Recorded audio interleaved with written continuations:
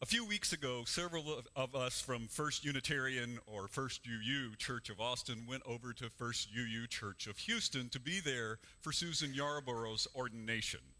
Many of you know Susan. She did her internship recently here at this church, and our church and First UU Church of Houston jointly ordained her into our ministry that evening. During the service, Susan commented about how we often speak of ministers feeling a calling to do ministry, but that truly all of us are called in some way or ways to make a difference in our world. As Susan said that, I was reminded that I have often been intrigued by this idea of people identifying and pursuing a calling, what Joseph Campbell called following our bliss. And I feel really lucky to be able to pursue my own calling here at this church, and especially given that we're in the process now of taking another look at our mission and ends that we read together earlier. And that's really a process of looking at and discerning what differences we as a religious community are called to make together as we move into our future. So I wanted to explore this idea of people feeling a calling a little further. Now, on a whim, I did a journal search thinking nobody can have done research on this, and I was surprised to find that there have been a number of studies done on people who feel a calling, especially since 2007, where a number of longitudinal studies were launched. That means that they're following people that feel a calling and are pursuing it in life over many, many years to see how it affects them and what happens. So let's start by taking a look at what people mean when they say, I have this calling in life. I feel called to do this. Well, calling implies some source that's calling us toward that, right? And it turns out that there are three of them that people talk about when they say they have a sense of calling. And the first is some sort of external source of calling. This is the classic religious calling where somebody feels that God or a divinity is calling them to do something in the world. But importantly, it doesn't have to be a religious or a divine source. It can be love, it can be a sense of connection to humanity, it can be justice, it can be compassion. Other people focus more on an internal source of their call, a voice inside this passion for what it is that they're doing in the world. And then finally, some people talked about how they found themselves doing something in the world, and suddenly it found that they had found their right fit, their right place, a meaningful purpose in the world. Now, these three aren't mutually exclusive, and many people felt their source of calling from all three of them. It's just some emphasize one over the other. Here's something that I found really fascinating. In every case, in every study, people who said they felt a calling, that calling always involved helping others in some way or working for the greater good in some way. I ran across a writer's description of what the difference between doing work that one feels called to do is compared to doing work in which one might find value and even enjoy. He tells the story of three bricklayers who are hard at work, and somebody stops by and asks them what they're doing. Well, the first bricklayer says, I'm putting one brick on top of another. What does it look like I'm doing? The second one says, I'm making 6 pence an hour. But the third one, the one with the sense of calling says, I'm building a cathedral, a house of God, where my community and loved ones will gather together to help each other discover how to create heaven on earth. That's a calling.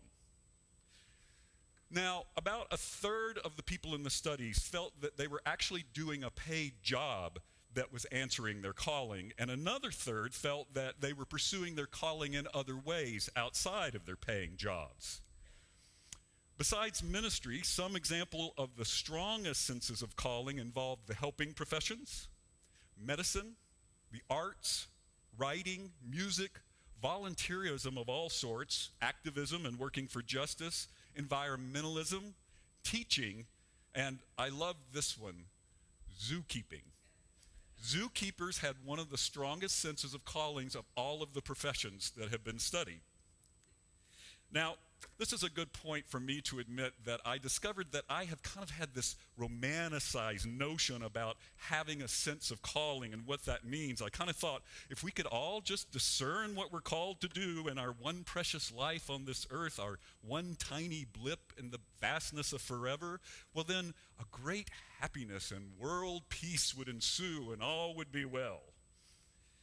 So I was even more surprised when I looked at the studies to find that they discovered some downsides to having a calling that we have to be aware of so we can try to avoid them. One of them is when a person has a strong sense of calling that they're not able to fulfill right away and they're stuck in a job that doesn't fit their calling, they can develop what's called career tunnel vision. It's where we kind of lose our creative imagination about how we might either repurpose our job or find a different way of doing work in the world that more closely fits with our sense of calling.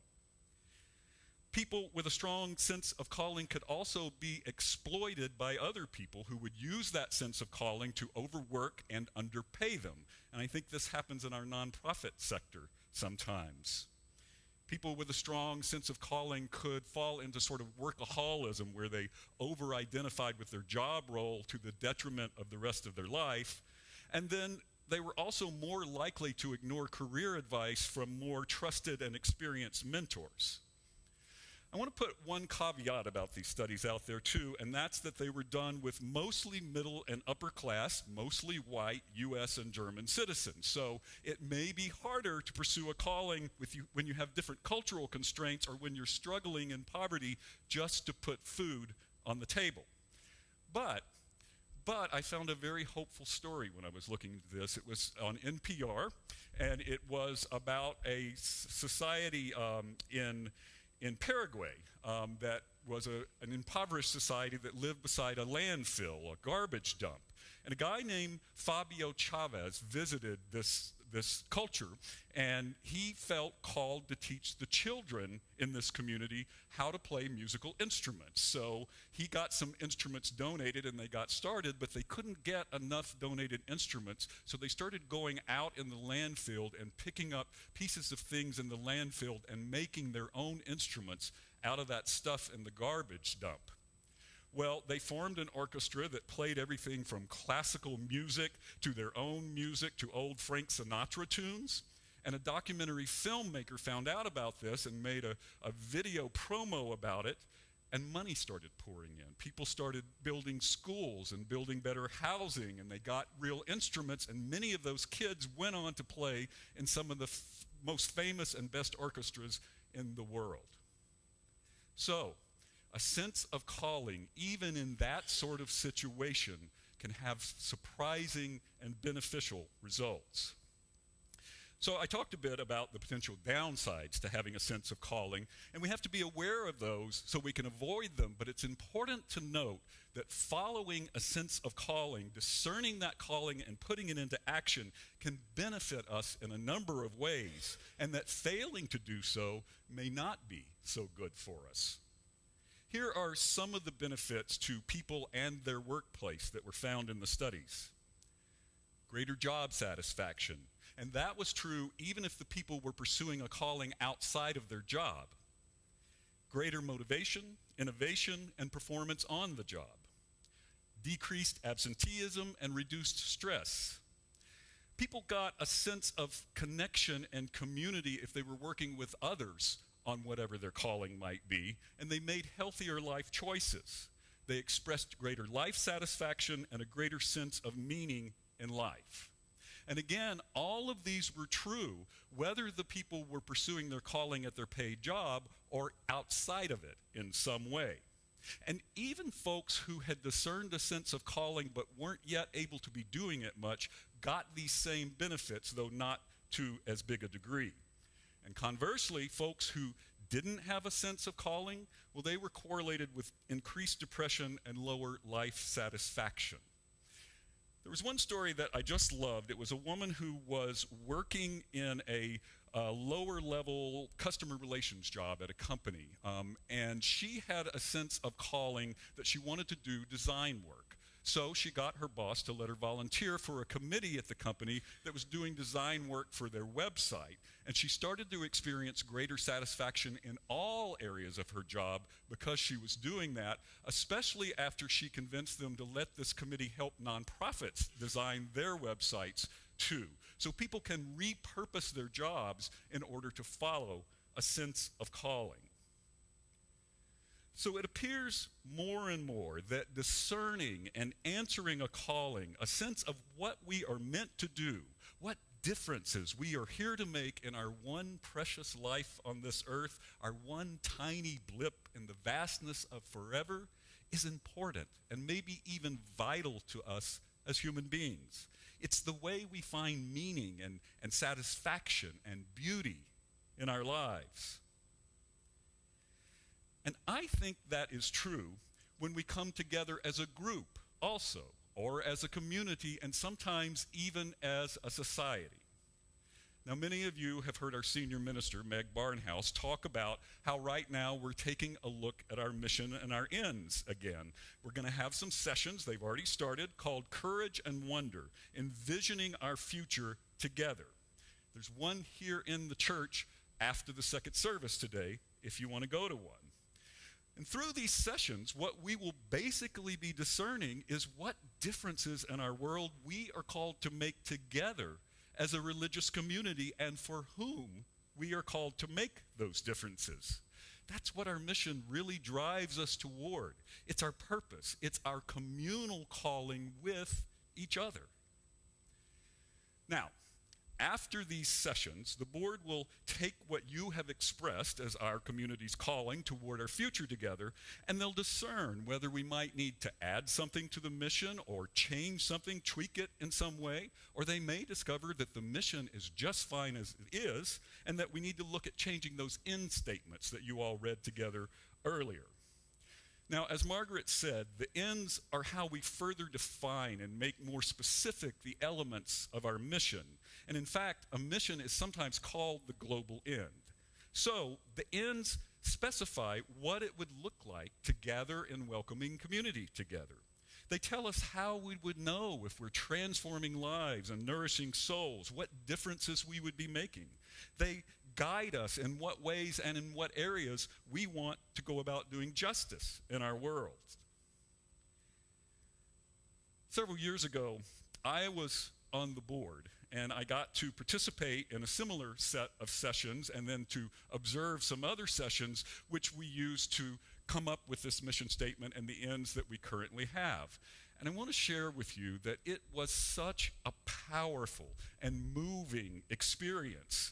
In these sessions, one of the things that happens is you get asked to answer some powerful questions. These are questions that are designed to bring out big picture and future-oriented thinking. They're designed to get us not just intellectually thinking about things, but engaging our emotions and spirit also. They help us discern how each of our individual callings might blend together to create a larger calling for all of us as this beloved community. Last time, here's one of the powerful questions that they posed to us. They asked us to pair up with someone we didn't know so well, and they said, describe for each other an experience of the holy in your life. A time when you felt connected to something larger than yourself. A time when you felt your heart and mind expand. When did it happen? Who was there? What happened? What made the experience holy for you? One of the things about powerful questions is they elicit powerful answers. We had tissues on the table. People were moved to tears. I remember women talking about giving birth to their children. People beautifully and eloquently describing experiences of awe and wonder through nature. One person told about holding his friend who had been shot in Vietnam as that friend died.